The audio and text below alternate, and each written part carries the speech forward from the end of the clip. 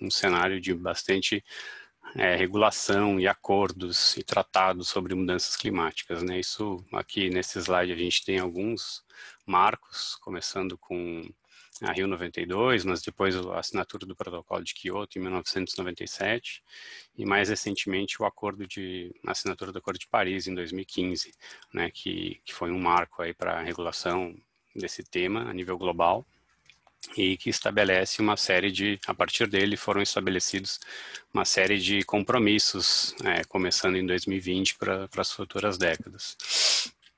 Então, é claro que esse tema já está bastante regulado e tem muitos tratados sobre isso, e esse mapa aqui, que é bem comum em diversas apresentações a gente vê, ele exibe quais são os países, ou as localidades, as regiões que possuem algum sistema de precificação de carbono, seja implementado, seja ainda em discussão ou consideração, como é o caso do Brasil. Então, fica claro, olhando esse mapa, que esse tema já tem uma importância global. Muitas das principais economias do mundo já estão tratando desse assunto, né? Então, é algo que se torna bastante relevante para as empresas. Bom, e também, quando a gente começa a falar de precificação de carbono, isso quer dizer que as emissões de carbono têm um custo, né? E aqui esse gráfico, ele mostra a variação desse custo hoje, né? Naquelas localidades que apareceram no mapa do slide anterior, o custo do carbono varia aí de próximo a zero até $120 por tonelada, né? Então, a gente está falando de um custo que pode aumentar ou um custo que pode passar a existir, né, para uma empresa a partir de algo que hoje, como é o caso do Brasil, ainda não é precificado. Então, a gente já está falando de acordos, de tratados e de custos, né? Pensando que são dois temas bastante importantes para empresas. E a gente também sabe que as mudanças climáticas representam riscos bastante significativos para a sociedade como um todo e para a economia também, né? Aqui esse slide é extraído do relatório de riscos globais, que foi elaborado pelo Fórum Econômico Mundial e publicado no início desse ano, né, janeiro de 2020, baseado em muitas informações de 2019, né? Então, os riscos associados às mudanças do clima, né, como eventos climáticos extremos e o insucesso nessas ações de controle das mudanças climáticas são citados aí como os eventos de maior probabilidade e também eventos de alto impacto, né? Então, a gente tem nesses 3 slides, a gente tem a questão de acordos, tratados, regulações, custos e riscos, né? Então, nota-se como esse tema precisa ser incorporado na gestão das empresas. Aqui, só reforçando, né, nesse mesmo material, a gente tinha lá no 10º impacto em termos de risco, no 10º risco em termos de impacto, perdão, a questão de doenças contagiosas, né, isso publicado em janeiro de 2020. Né, então, a gente vê como a gente tem, querendo ou não, uma capacidade limitada de prever o que vai acontecer, né, a gente sabe que 2020 foi marcado pela pandemia e todos os impactos que isso trouxe. Isso não estava, talvez, devidamente refletido aqui. Né? Não quero fazer nenhum alarde em relação à mudança climática, espero que a gente não tenha nenhum impacto maior em relação à mudança climática do que já tivemos na pandemia, mas fica óbvio que assim, a gente precisa reconhecer nossas limitações e também atuar o máximo que a gente pode, né? Para entender os temas e gerenciar esses riscos todos antes que eles se manifestem. Bom, então, acho que tentei resumidamente trazer os motivos, né, de por que é importante fazer a gestão de carbono nas empresas. Não falei que as mudanças climáticas também são uma grande oportunidade, né, que está aí, mas vários estudos demonstram isso. E aqui uma breve definição do que envolve a gestão de emissões, né, são os procedimentos, então, para que uma empresa possa calcular, entender, monitorar e divulgar suas emissões de carbono, para que ela possa identificar oportunidades, como eu estava falando, avaliar o nível de exposição que o seu negócio tem a mudanças climáticas. A gente sabe que isso varia muito de negócio a negócio, né? É totalmente diferente eu pensar nesse tema se eu sou um diretor de uma empresa de óleo e gás, por exemplo, ou se eu sou diretor de uma empresa de tecnologia, né? São negócios que têm um nível de exposição muito diferente em relação a esse assunto. Também a gestão de emissões tem o propósito de identificar riscos, oportunidades, definir metas e tomar medidas para atingir essas metas, e também para atender demandas e expectativas de stakeholders, né? Tanto os stakeholders internos, como os colaboradores, os acionistas, quanto, né, stakeholders externos, né? Os clientes das organizações e reguladores, agentes reguladores, por exemplo. Acho que aqui os apoiadores, né, que estão nesse evento vão poder comentar com muito mais propriedade do que eu. Bom, e como é que uma empresa pode se estruturar para fazer essa gestão, né? Aqui a gente trouxe alguns pilares. Obviamente não existe uma receita de bolo, mas eu gosto muito desse esquema que foi desenvolvido pelo Gold Standard, pelo CDP, pela WWF, que são 3 organizações que possuem trabalhos distintos, mas muito sólidos nessa área de mudança climática. E eles estruturaram, então, organizaram esses 4 pilares. O primeiro pilar seria a questão de medir e divulgar, né, o impacto climático da organização. O segundo pilar seria reduzir os impactos climáticos e também os riscos do negócio, tudo em conformidade com a ciência, preferencialmente. O terceiro pilar seria o financiamento, né, para a transição global para uma economia de baixo carbono. Aqui entra a questão da compensação, por exemplo, que a gente vai falar mais ao final. E o quarto pilar seria a questão de advogar, né, fazer um papel de levar esse tema para a sociedade, buscar mecanismos de mercado, buscar políticas públicas que sejam robustas em relação a esse tema, né. Mas aqui a gente vai falar hoje principalmente sobre o primeiro pilar, medir e divulgar, porque é teoricamente onde o trabalho começa, né. Então, esse primeiro pilar, segundo aquele mesmo material, ele está estruturado nessas 4 etapas, sendo a primeira medir propriamente, né, realizar um inventário corporativo, de preferência em linha com boas práticas, com metodologias reconhecidas. O segundo é divulgar esses resultados, né, de uma forma abrangente, transparente, que permita a tomada de decisão informada. O terceiro pilar é iniciar um trabalho de precificação dessas emissões, né, de fato incorporar isso na sua gestão e assumir um custo para essas emissões. E depois fazer a internalização, né, usando de fato uma taxa de carbono interna para fomentar tecnologias ou projetos de baixo carbono, né. Então, esse aqui seria o ciclo do primeiro pilar. Aqui, de novo, pelo tempo, a gente não vai poder falar de cada um deles em detalhe, então a gente vai, de novo, focar no primeiro pilar, que seria a mensuração, a medição, né? E por onde começar, então, seria a elaboração do inventário corporativo de emissões, né? Esse talvez seja o primeiro grande passo mais operacional. O inventário de emissões, então, ele é a quantificação das emissões de uma empresa, de uma organização, e também é chamado de pegada de carbono, né, da organização, um termo que pode ser mais conhecido, e ele dá uma métrica para o impacto climático da organização, né, ele mostra se a organização ela é intensiva em relação a emissões, o quanto ela contribui para essa questão das mudanças climáticas do ponto de vista quantitativo. E uma referência que a gente sempre traz quando fala de inventários é o Programa Brasileiro GHG Protocol, que é organizado pela GVSS, e ele define métodos e ferramentas para padronizar os inventários corporativos realizados no Brasil, né? Também alinhado com ferramentas e metodologias que foram definidas em outros países, né? Buscando a conformidade, a consistência desses relatórios. Então aqui a gente deixa o link para o GHG Protocol e fica como referência para todo mundo que está buscando iniciar esse trabalho de fazer o seu primeiro inventário. Bom, mas por onde eu começo o meu inventário de emissões, né? Idealmente, o primeiro passo seria entender e definir bem claramente os objetivos que a organização tem em fazer os seus inventários. Muitas vezes a gente vê que a empresa parte direto para a execução e porque quer fazer o seu inventário, mas muitas vezes não tem nem clareza de por que está fazendo isso.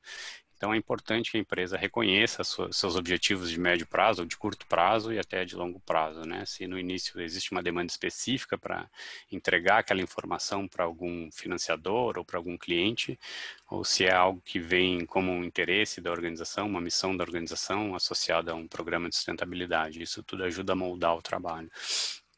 Esses aqui são alguns dos objetivos que o GHG Protocol cita como possíveis. Eu não vou passar um por um, a gente deixa esse material de referência. E depois que se tem um objetivo, né, partindo para a parte mais prática, é importante reconhecer as fontes de emissão que a organização tem. Esse esquema aqui, ele mostra, segundo o GHG Protocol, quais são os tipos de fonte de emissão, né? Aí a gente pensa no meio ali, naquela seta, tem as operações da empresa, né, os veículos, os equipamentos, as máquinas que a empresa opera, mas também tem as emissões acima da cadeia, né, como os bens que ela compra, o combustível e a energia para levar materiais até a empresa, por exemplo, as viagens de negócio e transporte de seus empregados, e emissões abaixo da cadeia, né, da empresa para baixo, como o uso dos produtos vendidos, né, por exemplo, uma empresa de automóveis, com certeza tem uma emissão muito grande aí, porque ela vende um produto que precisa de combustível fóssil, né, na maioria dos casos, para operar. Então, essas metodologias já existem para ajudar a empresa a mapear onde as emissões dela podem acontecer.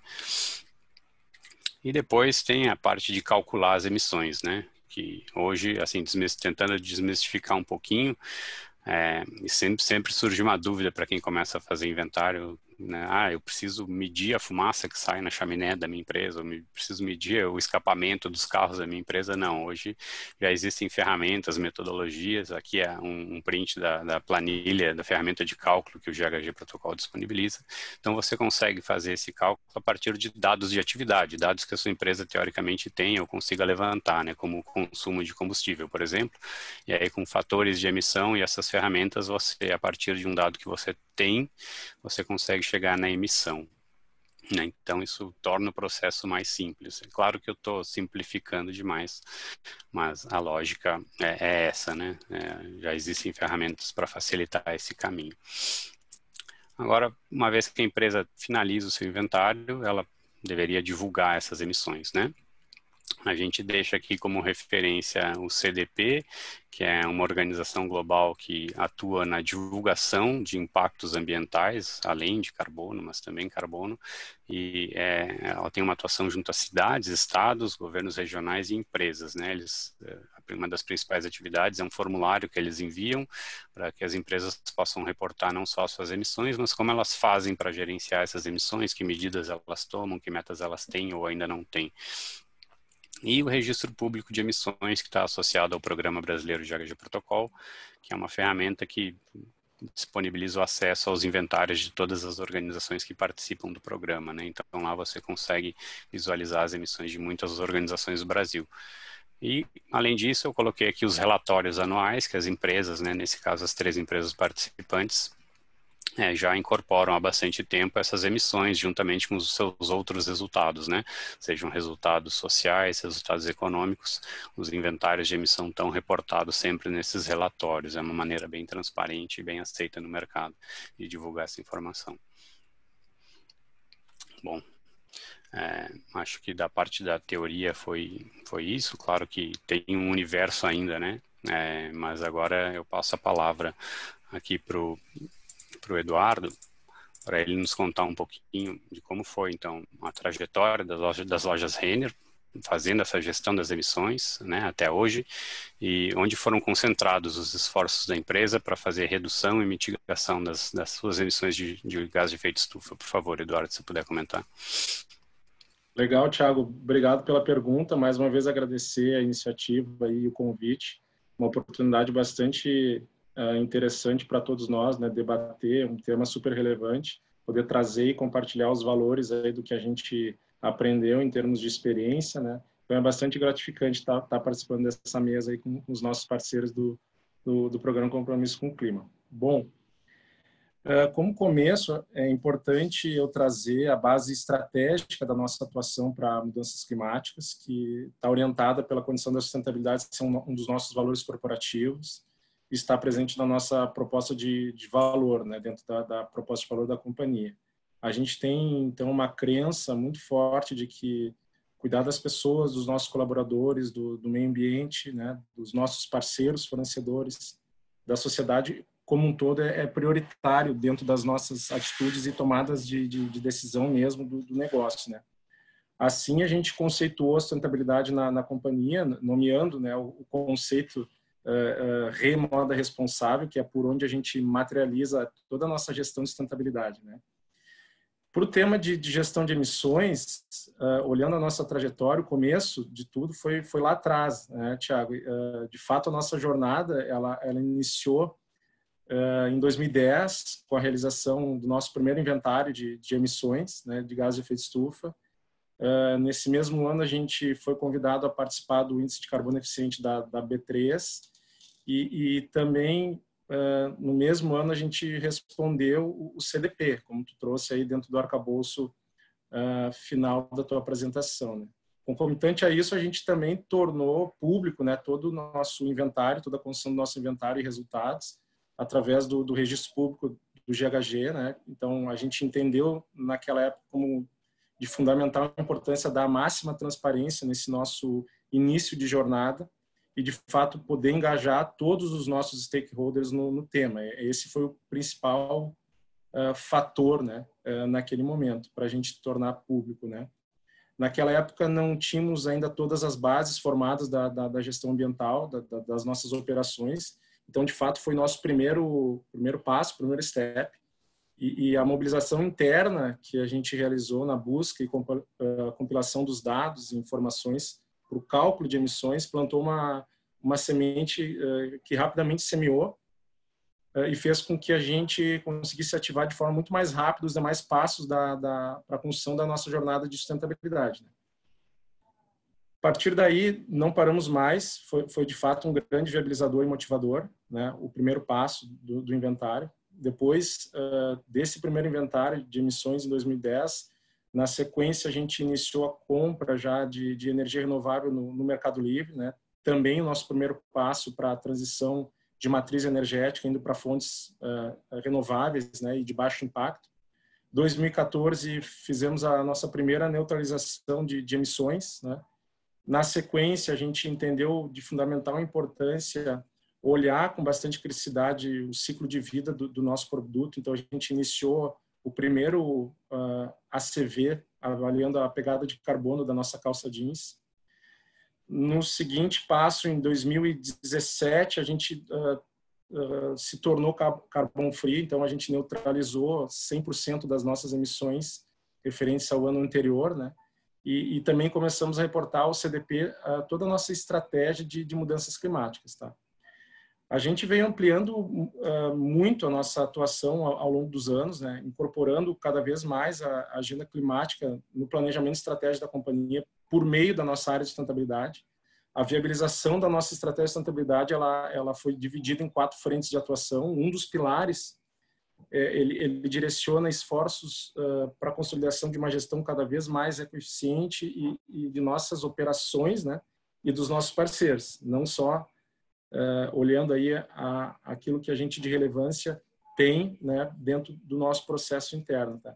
A diretriz ela se chama gestão ecoeficiente, endereçando então todas as ações de desenvolvimento de processos que realizam identificação, mensuração e redução dos principais indicadores de temas materiais, né, relacionados ao nosso negócio, então água, energia, químicos, resíduos e emissões, tá?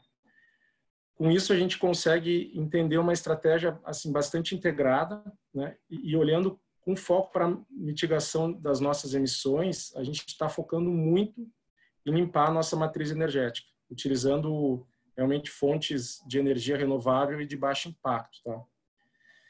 Então, dentro disso, né, à medida que a nossa gestão de sustentabilidade ela evoluiu para um nível de maior maturidade, a gente conseguiu concretizar em 2018 um marco que a gente considera fundamental na reafirmação da nossa estratégia de mudanças climáticas e de sustentabilidade, quando a gente estabeleceu os nossos 4 compromissos públicos, tá?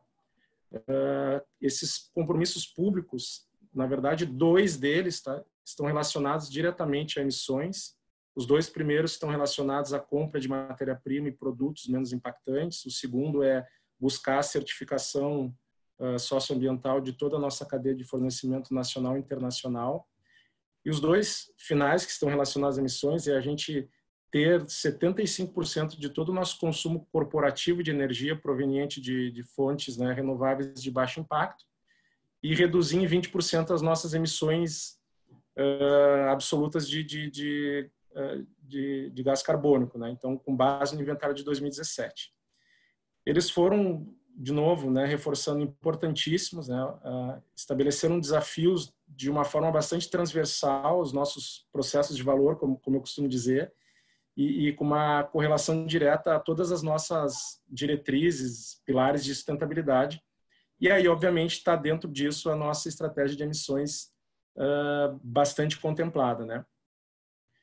Um papel fundamental que a gente entende ter nesse processo é influenciar positivamente a nossa cadeia de fornecimento, já que a gente não tem processo produtivo, então é a nossa responsabilidade levar essas temáticas, né, para toda a cadeia. Então, em 2017, a gente iniciou o programa Produção Mais Limpa. Ele tem um viés muito colaborativo e interativo. A gente promove desde lá, desde 2017, diversos eventos de engajamento, né, ações de engajamento, apoio por intermédio de parcerias e consultorias externas e pelo nosso próprio corpo técnico também aos fornecedores, para que eles consigam elevar o seu padrão ambiental, de performance ambiental e buscar cada vez mais evolução da gestão de sustentabilidade. Diversas capacitações também. Tá? Ele, no final, como eu comentei, tem o objetivo de trazer esse protagonismo em termos de elevar padrão de performance ambiental. Esse ano em específico, a gente trabalhou com muito foco dentro do programa, tá? Em emissões, né? A gente criou uma ferramenta, uma abordagem de sistema de gestão ambiental que ajuda a gente a compilar, junto com a cadeia, todos os dados que são necessários para o reporte, realmente, da quantificação das emissões de gases de efeito estufa, né? Dentro da cadeia, além de toda uma sensibilização e treinamento frente ao tema para a cadeia de fornecimento. Bom, enfim, a nossa caminhada ela vem sendo, olhando todo esse contexto, muito direcionada, né, pela cooperação e colaboração. A gente vem buscando a união de forças, né, a troca de experiências cada vez mais intensamente. Sem dúvida nenhuma, se a gente fala da construção de uma agenda climática positiva, é preciso ter isso como premissa, né? E finalizando a minha fala, né, eu acho que por isso quando fomos apresentados, né, ao programa Compromisso com o Clima, enxergamos uma sinergia muito forte de valores, crenças e propósito, né? Então, desde 2019, a parceria tem sido um grande highlight para a nossa estratégia, para o nosso pilar de desempenho e mitigação. E, de fato, o que a gente vem fazendo em conjunto, né, o fomento que estamos fazendo em conjunto para uma economia de baixo carbono, ela está sendo uma grande entrega que a gente está fazendo, né? Então, também toda a possibilidade que a gente viu internamente de alcançar novos patamares dentro das nossas ações para a nossa estratégia de mudança climática, e também um ambiente de troca e boas práticas com todos os parceiros que a gente conseguiu construir aí com o programa, está gerando muito aprendizado e fortalecendo muito a nossa visão de futuro aí para a estratégia de mudanças climáticas.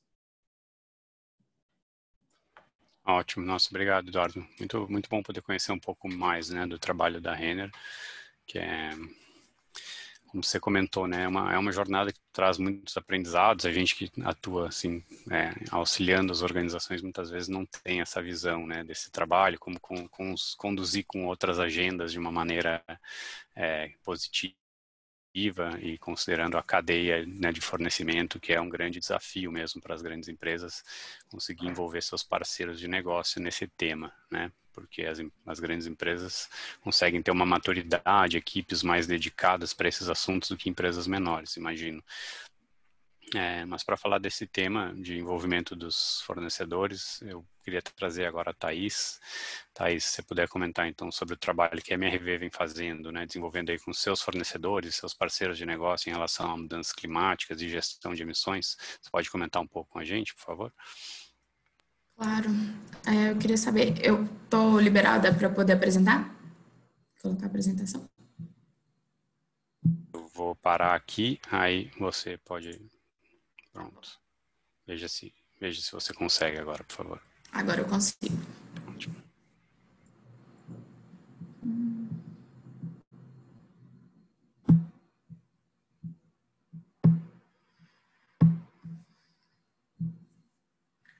segundo, que não está dando certo.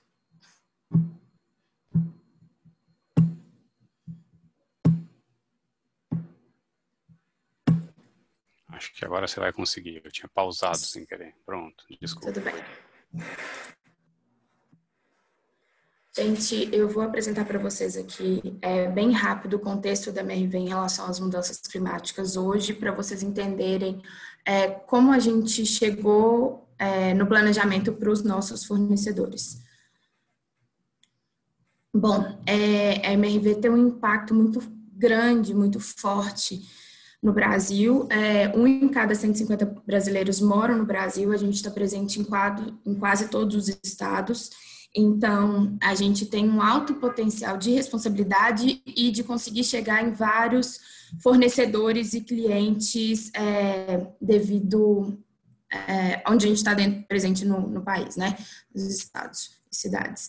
Bom, a gente tem algumas diretrizes de sustentabilidade. O que rege hoje a sustentabilidade na MRV são os ODSs. E a gente está presente em alguns conselhos. No Conselho do Ethos, do Pacto Global, Conselho da B3, do ISE e do Compromisso com o Clima também, do qual somos apoiadores. Uma diretriz para a gente que é importante e que a gente segue são as diretrizes do CDP, para que a gente consiga avançar a cada ano, tendo planos de ação voltado para a parte de mudanças climáticas. A gente começou a trabalhar com os ODSs em 2016 e no ano passado a gente assumiu um compromisso público que chama Relatório Visão 2030 da MRV para os ODSs, onde a gente tem um foco muito grande na ODS 13 e no slide posterior eu vou explicar para vocês. Aqui são algumas diretrizes que a gente tem em relação à sustentabilidade, a gente chama de flor de sustentabilidade, mas basicamente dentro dessa matriz a gente consegue ver a grande quantidade de ações que a gente tem dentro da parte de mudanças climáticas, que é esse item em verde que eu vou entrar mais à frente com vocês. Bom, eu trouxe em relação aos ODS e a Visão 2030 que a gente tem um compromisso muito forte com o ODS 13, querendo ou não, a construção civil tem uma emissão altíssima e uma responsabilidade altíssima em relação às mudanças climáticas. Eu trouxe esse quadro aqui para vocês conseguirem ver que desde o início, né, da compra de terreno até o momento em que o cliente está presente com a gente tem as etapas onde o ODS 13 está presente em todos. Com isso, a gente criou um item que chama governança, e dentro dele são os principais atores que a gente tem em relação aos ODSs, de responsabilidade da MRV, e o ODS 13 está aqui presente. Então, desde a compra do terreno até a entrega para os clientes, assim, a gente sempre tem os nossos fornecedores conosco em cada etapa do seu processo dentro da nossa construção. A gente criou o Plano de Gestão de Carbono em 2013, onde dentro do Plano de Gestão de Carbono, a gente tem metas de PLR ligadas à redução de emissão, desde o nosso CEO até cargos técnicos dentro da empresa. Então, todos os nossos vice-presidentes, que na MRV são chamados diretores executivos, todos têm metas ligadas a emissões de gases. Temos a compensação das emissões desde 2015, preenchemos o CDP desde 2015 também, e desde 2016, desde 2017, desculpa, a gente está presente no CDP Supply Chain, que é voltado para fornecedores e também a avaliação de riscos na parte de mudanças climáticas desses fornecedores, os quais a gente escolhe. E participamos do CDP Education, que basicamente a gente tem a possibilidade de ensinar sobre os questionários e também sobre os assuntos de mudanças climáticas, riscos hídricos e florestas, no nosso caso seria compra de madeira especificamente, para os nossos colaboradores através dessa plataforma de educação, vamos falar assim. Dos colaboradores do canteiro de obra até os terceirizados, seja escritório, loja, até canteiro, a gente tem treinamento para eles sobre o tema de mudanças climáticas, ações também ligadas a esse tema, que a gente faz, seja pela intranet, né, pelo workplace, ou uma data específica no canteiro mensalmente falando sobre esse tema, abordando sobre esse tema. A gente fez análise de ciclo de vida do carbono para as duas tipologias, vamos falar assim, de construção que a gente tem. Então, a gente tem noção da nossa pegada de carbono, sabe, na verdade, a nossa pegada de carbono nos dois métodos. A gente fez um plano de adaptação e vulnerabilidade do nosso banco de terrenos. Agora a gente está fazendo expansão nível Brasil, ligadas à inundação, onda de calor, deslizamento de terra e vetor de doença. A gente trabalhou com dengue no cenário até 2040. Temos a curva MAC, também fizemos como plano de ação, onde a gente viu que a gente já tinha estagnado todos os planejamentos sobre redução de emissão. Curva MAC é curva de custo marginal de abatimento. Então, a gente teve essa ideia de onde a gente consegue chegar e quanto a gente consegue reduzir através desse plano de ação. Estamos com o estudo de precificação de carbono, finalizamos o estudo agora, a tomada de estratégia de decisão dentro da empresa. Onde eu vou entrar, que talvez é o item mais importante, são esses dois em relação aos nossos fornecedores. No SBT, que é a Science Basic Targets, que basicamente são as metas baseadas em ciência, e hoje 97% das emissões da MRV são correlacionadas ao escopo 3, ou seja, são voltadas para os nossos fornecedores e dos nossos fornecedores para a MRV. E dentre essas 97% das emissões, 7% dos fornecedores em 5.000 da MRV são responsáveis por essas emissões. Então, a gente tem uma responsabilidade muito grande com esses fornecedores e com a nossa cadeia de não só conscientizar, mas tentar com eles, né? Ver nova viabilidade de projetos, processos, P&D, inovação e assim por diante. Então, a gente está nesse processo de parceria, de chamar esses fornecedores para conversar e falar qual a intenção da MRV, em até mesmo ver a viabilidade desses fornecedores assinarem a SBT junto com a MRV, né? Lógico, voltado para a empresa deles, mas com esse foco. E também a gente está na etapa final de desenvolvimento do nosso programa de cadeia de valor, tanto na parte de capacitação quanto de desenvolvimento desses fornecedores, onde um dos pilares principais são as mudanças climáticas.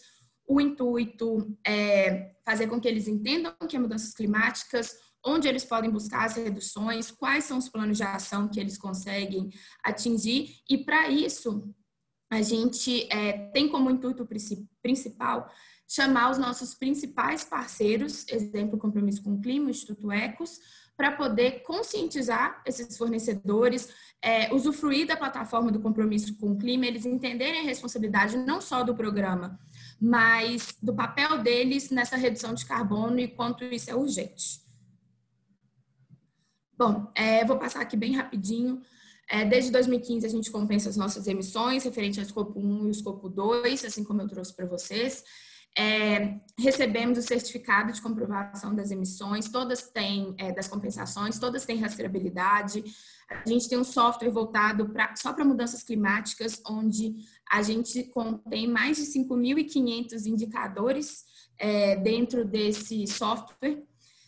Participando do GHG Protocol, nós somos selo ouro desde 2016. A gente tem um inventário validado, né, para auditoria externa anualmente, e estamos presentes, né, nossa vertente, nosso pilar principal em mudanças climáticas é o compromisso com o clima, o CDP e o CO2, que a gente responde desde 2014, o ICO2.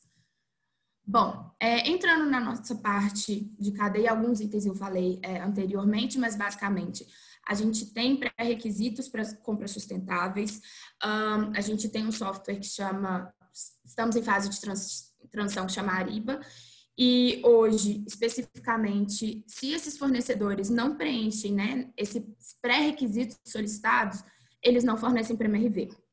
A gente tem algumas capacitações para os fornecedores, newsletters também, voltados para conscientização sobre esse tema de mudanças climáticas. Temos o CDP Supply Chain, participamos, a gente está entrando, fez agora o terceiro ano, a terceira etapa com os nossos fornecedores. A intenção é chamar cada vez mais fornecedores. Não temos o intuito de chamar os 5.000 de uma vez, porque além de não conseguir tratar os planos de ação com cada um desses fornecedores, alguns fornecedores fornecem muito pontualmente para a MRV, então não tem o intuito de responder um questionário difícil, que é o CDP Supply Chain, para fornecer apenas uma vez, vamos falar assim. Então, a gente pega os fornecedores que estão em massa conosco anualmente, mensalmente, para poder responder esse questionário. Temos também um plano de ação de evolução e melhoria para os fornecedores que preenchem o CDP Supply Chain. Então, a gente consegue, né, ter essa parceria voltada para a consultoria para fazer essa evolução desses fornecedores, ver os principais gargalos deles e o acompanhamento em si. Principalmente na parte de gestão de riscos, não só para a MRV, mas para que os fornecedores conheçam o que é gestão de riscos de mudanças climáticas e consigam tratá-los. Temos também o programa de desenvolvimento dos fornecedores, que é esse que eu acabei de conversar com vocês, que tem um foco muito grande no pilar de mudanças climáticas, mas esse não é o único tema. A gente tem um intuito, a gente iniciou esse ano, até um fornecedor já chegou a comprar, que é o Banco Inter, de apresentar a plataforma para os nossos fornecedores, para fazer com que eles consigam comprar os créditos de carbono, entendam essa importância dentro da plataforma do compromisso com o clima, e também compromissos em parcerias com o tema. O exemplo é o SBT. A gente já viu que tem um fornecedor da MRV de cimento, que eles já assinaram a sede deles internacional, né, já assinaram o SBT. A gente tem o intuito de fazer com que a sede Brasil tenha esse compromisso, essa responsabilidade, e assim também como outros fornecedores nossos, a gente está nessa fase de apresentação do que é o SBT, porque eles devem, né, entrar junto conosco, e qual que é a importância e impacto deles hoje. Só para vocês terem ideia, né, eu falei com vocês que 97% das emissões da MRV são referentes ao escopo 3, né, são referentes aos fornecedores, e isso condiz só a parte de cimento, concreto e aço, o que é a base, né, da nossa empresa, da nossa construção e assim por diante. Então, isso é de uma responsabilidade muito grande, porque só cimento e concreto, a quantidade de clinker que é utilizado, que contém uma emissão altíssima, é muito difícil com que esses fornecedores tenham outro produto para colocar no lugar desse clinker. Então, aí entra a base de P&D, inovação, novos processos, novos projetos, que a MRV tem que entrar junto com esses fornecedores para que eles consigam evoluir junto com a gente e ambos reduzam suas emissões. Bom, hoje, esse processo que a gente tem, essas são os intuitos que a gente tem futuro já para o ano que vem, em relação à nossa cadeia de fornecedores. É um desafio muito grande que a empresa está tendo nesse momento. O nosso CEO está junto conosco, o nosso conselho está junto conosco também, eles estão entendendo a importância, sabem a importância. O nosso presidente, ele é embaixador da ODS 11 no Brasil, que é o ODS ligado às cidades e comunidades sustentáveis. Então, querendo ou não, a MRV tem a possibilidade, a facilidade de estar presente em várias cidades e, com isso, como que a gente transforma tanto esses fornecedores locais quanto esses fornecedores nacionais na parte de mudanças climáticas. A gente tem essa responsabilidade muito grande. É isso. Meu e-mail está aqui. Eu acho que o Thiago vai abrir para maiores dúvidas após a nossa conversa, e obrigada pela oportunidade de poder falar para vocês um pouco sobre o projeto que a MRV está construindo junto aos fornecedores e a parte de mudanças climáticas. Obrigada.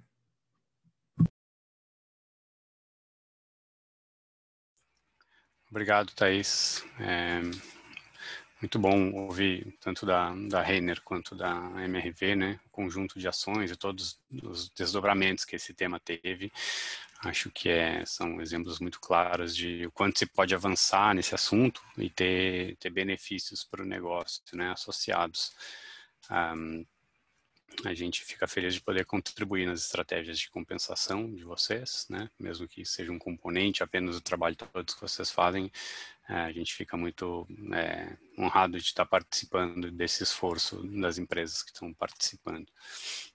Eu vou compartilhar minha tela aqui de novo.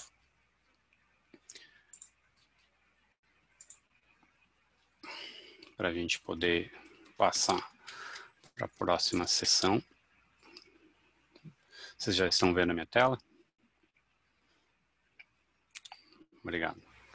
Bom, então, tanto a Thaís quanto o Eduardo mencionaram a questão da compensação de emissões como um dos componentes da estratégia, né, que as duas empresas vêm realizando já há algum tempo, e a gente quer trazer um pouquinho dos conceitos técnicos para quem ainda não conhece muito do assunto. Bom, eu queria começar de novo com o porquê, né? Por que as empresas deveriam fazer e por que elas vêm fazendo isso. Esse aqui veio de uma pesquisa do ICROA, que é uma aliança que define boas práticas para a compensação de emissões, e eles perguntaram para um conjunto de empresas por que eles faziam essas compensações voluntárias, né? Quando não existia uma obrigação legal. E aqui os principais aspectos foram mencionados: o senso de responsabilidade, aspectos relacionados à reputação ou marca, né? E diferenciação de mercado. Também engajamento de colaboradores, né? Então, acho que a gente ouviu um pouquinho disso na fala de cada uma das empresas. Claro que tem outros fatores também, mas esses foram considerados os aspectos principais, né? Também cito a pré-conformidade, né? Ou seja, aquelas empresas que estão vendo que esse tema eventualmente vai virar uma obrigação e vão se antecipando para ganhar experiência. E os principais benefícios percebidos até aqui, né? A reputação, a diferenciação do mercado, e o engajamento dos colaboradores, né, a partir, né, do apoio a esses projetos de compensação.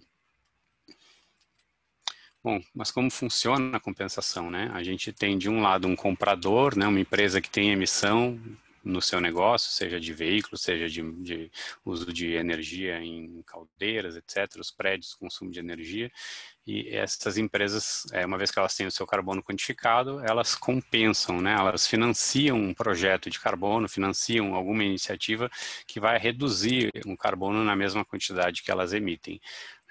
O conceito é que essas empresas responsáveis apliquem esse recurso para manter os resultados ambientais e sociais desses projetos, né, contribuindo assim para o desenvolvimento sustentável. Então a gente tem um fluxo de dinheiro, né, de recurso que sai do comprador para o responsável pelo projeto, e no outro lado a gente tem um fluxo no sentido do comprador, né, para que ele possa atingir os seus objetivos de sustentabilidade, né. Então o dono do projeto, ele vai repassar informações, vai demonstrar como aquele projeto está de fato gerando redução de emissão de uma forma transparente e permitindo aqueles benefícios de engajamento, de colaboração, de diferenciação de mercado e tudo mais, né. Assim a gente completa esse ciclo de valor que mantém a compensação, né, como uma atividade atraente. Esse é o conceito básico. Como funciona? Quais são as opções para compensar emissões? Existem várias, né? Existe desde o plantio de árvores, que a empresa pode fazer diretamente, até o apoio a alguma iniciativa de reflorestamento ou conservação de florestas, medidas internas ou projetos internos de carbono, projetos não certificados, muitas vezes, que não geram crédito, mas aqui a gente vai falar dessa opção principal, que é o crédito de carbono, né? Reconhecidamente, cada mecanismo tem prós e contras, né? Não vamos falar que crédito de carbono é a única opção viável, mas a gente entende que tem alguns benefícios associados a ele. Bom, mas no fim das contas, né, o que é um projeto de carbono e um crédito de carbono? Eu venho falando aqui, mas a gente ainda não explicou esse conceito, né? E essa é a reação de muitas pessoas quando ouve esse assunto pela primeira vez, né? Um tema bastante específico que causa um certo estranhamento no começo. Bom, então, um projeto de carbono, ele é uma iniciativa que vai reduzir as emissões através da implantação de um projeto, de uma tecnologia ou de algum equipamento, uma medida que seja alternativa à prática comum, né? Então, a gente tem o que a gente chama de o cenário da linha de base, que é um cenário que representa a prática comum do mercado, aquilo que seria esperado de acontecer, e as emissões de um determinado projeto que são comprovadamente menores, né? Então, essa diferença aqui é a redução de emissão, né? E isso pode ser certificado, né, gerar o crédito de carbono, se a gente conseguir demonstrar que elas atendem a uma série de requisitos técnicos que são definidos por metodologias, né, que estão ali, são reduções de emissão reais, mensuráveis, permanentes e tudo mais. Não vou entrar no detalhe aqui, mas tem todo um conceito técnico por trás, né? Então, uma redução verificada de emissão, né, ela equivale a 1 tonelada de carbono, né, uma quantificação de quantidade, e essa 1 tonelada, ela é equivalente a um crédito de carbono, né? Então, se eu tenho um projeto que reduz 1 tonelada, eu tenho um crédito para vender para uma empresa que emite essa tonelada. Então, o conceito básico de crédito de carbono é esse. Bom, e aí o compromisso com o clima, o nosso programa que a gente desenvolve, né, com as empresas apoiadoras, ela procura fazer esse encontro dos projetos com as empresas que buscam compensar suas emissões, né? A gente procura conectar essas empresas e os desenvolvedores de projeto para, assim, aumentar o alcance das iniciativas de todo mundo, né? Tanto dos projetos que vão ter mais acesso ao mercado, vão poder ter mais vendas dos seus projetos, quanto os compradores, né, que têm uma série de barreiras para entrar, entender esses mercados, entender o que é o crédito de carbono e como fazer essa compensação, né? E assim a gente procura viabilizar esses projetos e esse mercado, contribuindo com o nosso conhecimento e com alguns recursos que a gente oferece. No compromisso com o clima, as nossas ações são centradas nessas 4 linhas, né? A gente tem avaliação e seleção de projetos, né? A gente faz editais para a seleção desses projetos anualmente, com base em vários critérios de conformidade legal, de indicadores de impacto socioambiental, e as decisões são sempre tomadas pelos apoiadores de quais projetos devem ser apoiados. Os projetos apoiados passam para a plataforma Ecossocial, que é onde os apoiadores podem conhecer os projetos, e também as empresas podem convidar seus fornecedores, como a Thaís mencionou que a MRV convidou o Banco Inter para acessar a plataforma, então eles passam a conhecer os mesmos projetos que os apoiadores aprovaram. A gente tem uma gestão colaborativa, né, onde todas as decisões são tomadas pelo comitê gestor, pelos apoiadores, não é um pacote fechado em que o Ecos define as regras. Então a gente ganha muito com a entrada de novos apoiadores e com o conhecimento acumulado aí de todos os apoiadores nas suas jornadas internas de gestão de emissões. E a gente vem desenvolvendo esse ano um financiamento coletivo para projetos que ainda não geram crédito de carbono certificados, né? A gente gera assim o apoio a projetos que são complementares nessa busca por mitigação das mudanças climáticas. Esses são os 4 eixos principais de atuação do programa. E aqui, só para deixar ilustrado como é a plataforma, né, Ecossocial, então a gente tem uma espécie de ranqueamento dos projetos com base em indicadores de impacto, em indicadores de risco, e assim a gente procura reduzir toda essa complexidade de avaliação de projetos e deixar a informação bem acessível e transparente para todo mundo. Bom, acho que o que eu tinha para trazer do programa é isso. A ideia era muito mais explicar, né, os conceitos, mas agora eu queria pedir para a Isabela, por favor, se ela pudesse comentar como a participação no programa contribui para a estratégia do Itaú em relação a mudanças climáticas. Isabela, por favor. Obrigada, Thiago. Obrigada a todos que apresentaram também antes, pessoal, muito interessante as apresentações, né? Então, o Thiago estava comentando aí que a compensação é, sim, né, um componente da nossa estratégia, né, de gestão de gás de efeito estufa, né, que começa lá na medição, né, como todos já mostraram e já falaram, para a gente, né, para o Itaú, um banco, o negócio de um banco, né, claro, a nossa emissão para escopo 1 e 2 é muito menos significativa do que para escopo 3, assim como para a MRV, que a Thaís estava contando para a gente. Mas no nosso caso, a gente está falando aqui de cliente, né? Então, assim, as emissões que a gente financia dos nossos clientes, elas são contabilizadas também no nosso escopo 3, né? Então, assim, quando a gente pensa em compensação, que é um componente da nossa estratégia, a gente está pensando somente nas nossas emissões de operação por enquanto, né? Porque hoje a gente não, primeiro que a gente ainda está num processo de aprendizado de como que a gente mede essas emissões financiadas, né? A gente está com dois grandes projetos em andamento para conseguir medir essas emissões financiadas, né? E a ideia é entender como que a gente vai fazer para apoiar esses clientes nessa transição para baixo carbono, né? Então, eu fico muito animada quando eu vejo que a Thaís conta para a gente, né? Que ela já está fazendo os projetos, já tem uma estrutura, né? De como que eles estão apoiando os clientes deles na transição de baixo carbono, porque os clientes da Thaís, muito provavelmente, aliás, os fornecedores da Thaís, né? Muito provavelmente são os clientes do Itaú também, né? Então, a gente está aí atuando dos dois lados, né? E o cliente também tem as outras pressões de stakeholders, tem as outras pressões de investidores também, né? Então, uma das coisas que eu acho muito importante, né, e muito rica da plataforma é exatamente essa troca, né, que a gente tem com as outras empresas. A gente faz esse networking, né, a gente tem as nossas conversas internas, onde a gente conhece as estratégias das outras empresas que estão na plataforma. Então, isso já é uma coisa que é muito rica, né? Então, vamos lá. Então, a nossa estratégia, onde a gente mede as emissões, a gente depois mitiga as emissões, né? Então, a gente reduz as emissões onde a gente conseguir, né? Com projetos de eficiência, para energia renovável, a gente adquiriu 100% de certificados de energia renovável, né? Então, 100% da energia que hoje a gente consome, ela é energia renovável, e tudo aquilo que a gente não conseguiu mitigar, a gente compensa, né? Então, a gente entende que a compensação é um componente extremamente importante, mas ela tem que vir depois de várias outras ações nossas, né? Tem que vir, não depois, né? Mas conjugada, né? Com várias outras ações nossas.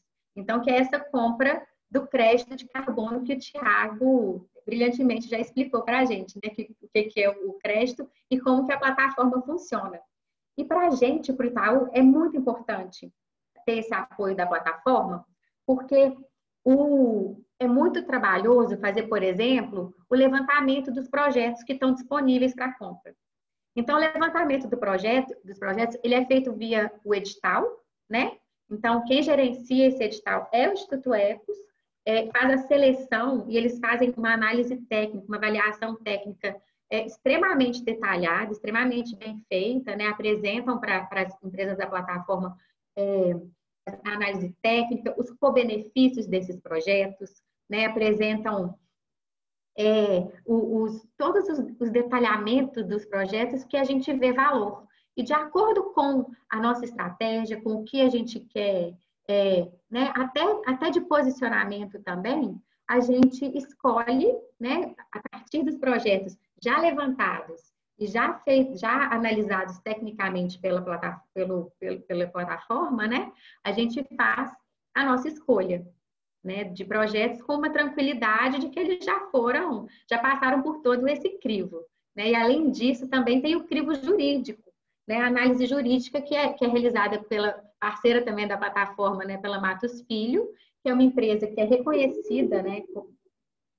Super reconhecida, já conhece os projetos de carbono, já conhece todo o processo, os trâmites, né? Consegue ver se aqueles créditos ainda não foram utilizados, né? Se não está tendo uma dupla contagem. Então, a plataforma ela dá para a gente toda essa tranquilidade. Porque, por exemplo, se a gente tivesse que trazer essa análise toda para o jurídico, né, do Itaú, que tem inúmeras outras demandas também, talvez a gente não teria tanta celeridade que a plataforma nos traz, né? Então, eu acho que isso é super interessante, não só para a grande empresa, mas para as pequenas empresas também, que às vezes tem até menos braço para poder fazer esse tipo de análise, né? Eu acho que é isso que eu queria dizer. E aí, pessoal, se alguém tiver alguma dúvida, quiser saber alguma coisa, eu acho que o Thiago deixou nosso contato aí em algum lugar, ou ele passa para vocês, tá? Fico à disposição. Obrigado, Isabela. De fato, a gente não vai conseguir abrir para perguntas aqui durante o evento, até porque o nosso tempo está acabando, né? Mas a gente vai mandar para todo mundo que se inscreveu o resumo do material, o link para a gravação e um caminho para chegar, seja no Ecos ou um e-mail de vocês, para que possam compartilhar dúvidas. Eu deixo aqui a palavra aberta para um último comentário de quem tiver interesse de falar algumas últimas palavras. E depois a gente segue para o encerramento do evento, já agradecendo a todos que participaram, e principalmente a Thaís, o Eduardo, a Isabela, que trouxeram aí suas informações sobre o trabalho que cada empresa vem desenvolvendo.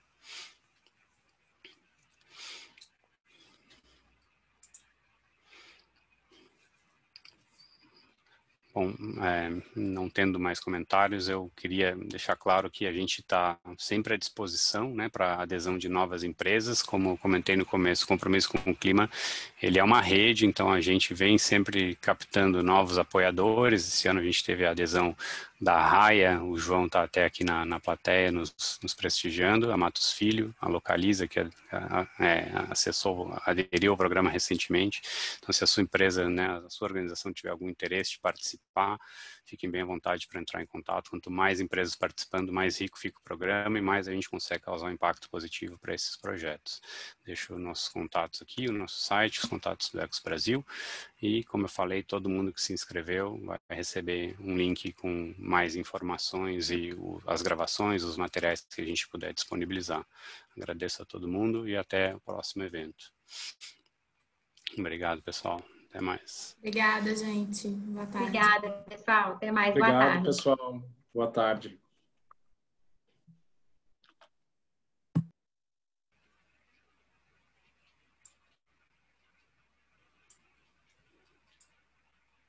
Eu tenho que sair 2 vezes, não é isso?